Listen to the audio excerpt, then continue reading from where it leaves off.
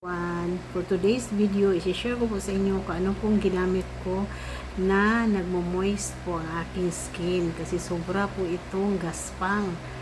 Dati po ay napaka-gaspang ng aking skin, tapos marami po siyang mga pekas.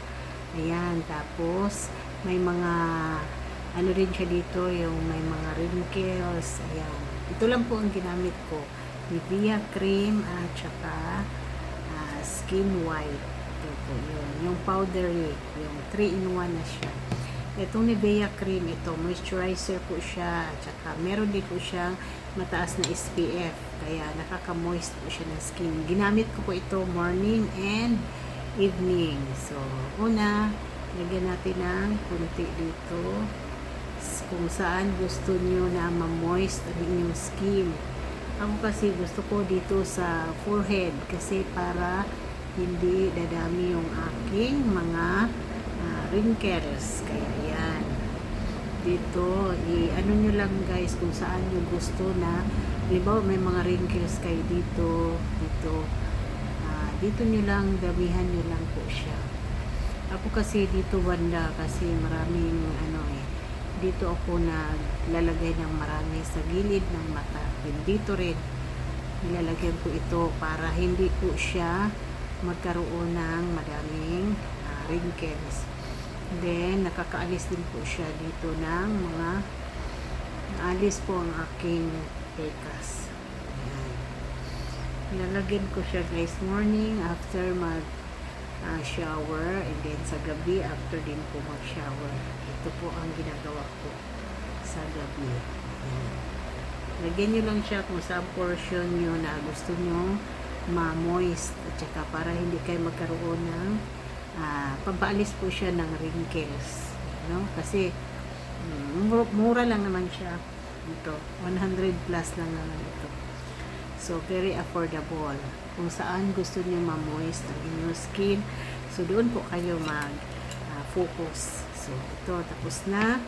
Pagkatapos, ito lang ginamit ko. Powdery po siya. Morning and evening, bago ako matulog, kasi mas mataas ang moisturizer niya. Ayan.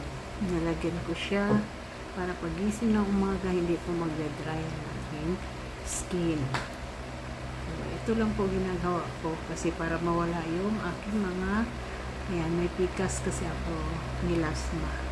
So, dito lang po natatanggal ko yung aking mga melasma. 1 week ko pa lang po ito ginamit. So, nakita ko yung result niya after mga 7 days, mga 1 week po. So, medyo naglight po ang aking skin. So, ganito lang po ang ginagawa ko guys. Dinamihan ko po siya kung saan na portion na gusto mo ma-moist, no? Kasi usually yung mga wrinkles kasi natin, ganito po yun, kailangan ng moisturizer para hindi po siya at saka kailangan pala dapat may moisturizer tayo at saka meron tayong sunscreen. So ito guys, may sunscreen na po ito.